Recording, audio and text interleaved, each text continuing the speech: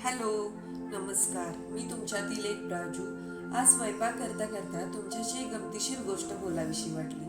कुणी आपल्याशी बोलायला सुरुवात केली की आपण ऐकत असतो, पण मनात मात्र आपलं उत्तर तयार करत असतो. म्हणजे कान त्याच्याकडं, डोकं आपल्या उत्तराकडं. मग प्रश्न पडतो, आपण खरंच ऐकतो का? मी रोजच्या आयुष्यातील काही उदाहरणं सांगते. समजा नवरा ऑफिसमधून घरी आला, दिवसभराचा थकवा चेहऱ्यावर आहे. तो बायकोला म्हणतो, आज ऑफिसमध्ये खूप गोंधळ झाला ग. बॉस सोबत थोडं वादावादी सुद्धा झाली. बायको लगेच म्हणते, तुम्ही उगाच मनाला लावून घेता, सोडा विषय, उद्या सगळं ठीक होईल. तिचा हेतू चुकीचा नसतो, ती काळजीपोटी बोलते. पण कदाचित त्या क्षणी नवऱ्याला उपाय नको असतो. त्याला फक्त एवढंच ऐकायचं असतं, काय झालं सांगा ना. आणि मग तो सगळं मन मोकळं करून सांगतो.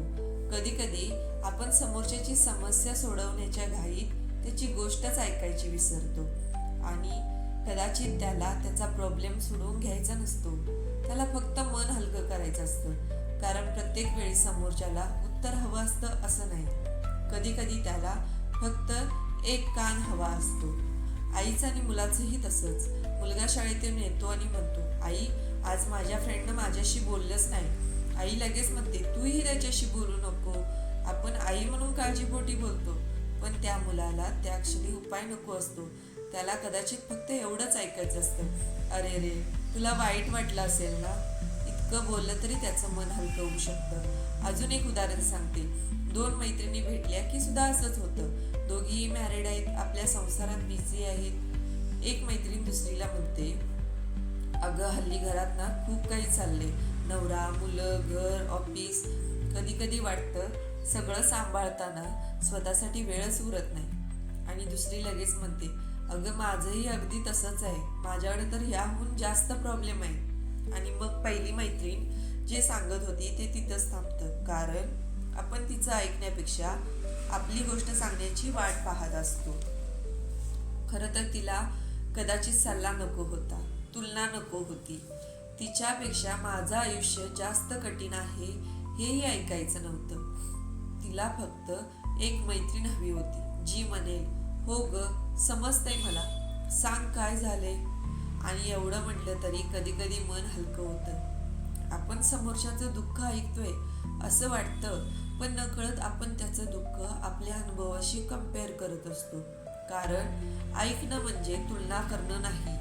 मला वाटतं ऐकणं म्हणजे फक्त कानाने ऐकणं नाही, समोरचा माणूस काय म्हणतोय, त्यामागे तो काय अनुभवतोय हे समजून घेण्याचा प्रयत्न करणं म्हणजे ऐकणं. कधी त्याच्या शब्दांपेक्षा त्याचा आवाज ऐकावा लागतो, कधी त्याच्या आवाजापेक्षा त्यामागची शांतता ऐकावी लागते. आणि खरं सांगू, मीही याला अपवाद नाही. कधी कधी आपल्या माणसांशी बोलताना आपण गृहीत धरतो की मला माहित आहे तो काय म्हणणार आहे, आणि म्हणून पूर्ण ऐकून घेण्याआधीच उत्तर देतो. पण नंतर जाणवतं, अरे मी त्याचं बोलणंच ऐकलं नाही, मी फक्त माझं उत्तर ऐकवलं.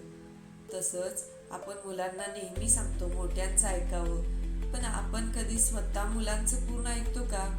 आपण नवऱ्याला म्हणतो, तुम्ही माझं ऐकतच नाही, पण तो काही सांगायला लागला की आपण खरंच त्याचं ऐकतो का?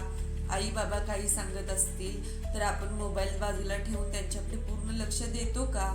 मला वाटतं नात्यांमध्ये ऐकणं ही सुद्धा एक प्रकारची काळजी आहे. मी तुझं ऐकतोय या एका भावनेत किती मोठं प्रेम असतं ना. कारण जेव्हा आपण एखाद्याला मनापासून ऐकतो तेव्हा आपण त्याला एक गोष्ट सांगत असतो, तू माझ्यासाठी खूप महत्त्वाचा आहेस. आता एक छोटासा प्रयोग करूया. आज तुमच्याशी कोणी बोलायला आलं, त्याला मध्येच थांबवू नका, त्याचं वाक्य पूर्ण होऊ द्या. ताबडतोब सल्ला देऊ नका, लगेच स्वतःची गोष्ट सांगू नका, फक्त ऐका. कदाचित तुम्हाला जाणवेल, समोरच्या व्यक्तीला तुमच्या उत्तराची गरज नाही, त्याला फक्त तुमच्या ऐकण्याची गरज होती. आणि शेवटी तुम्हाला एक प्रश्न विचारते, तुमच्या आयुष्यात अशी कोणती व्यक्ती आहे जिच्यासमोर तुम्ही काहीही बोलू शकता, जिला तुम्ही मध्येच थांबवत नाही, तुम्हा तुम्ही तुम्हाला ती जज करत नाही, फक्त शांतपणे ऐकते.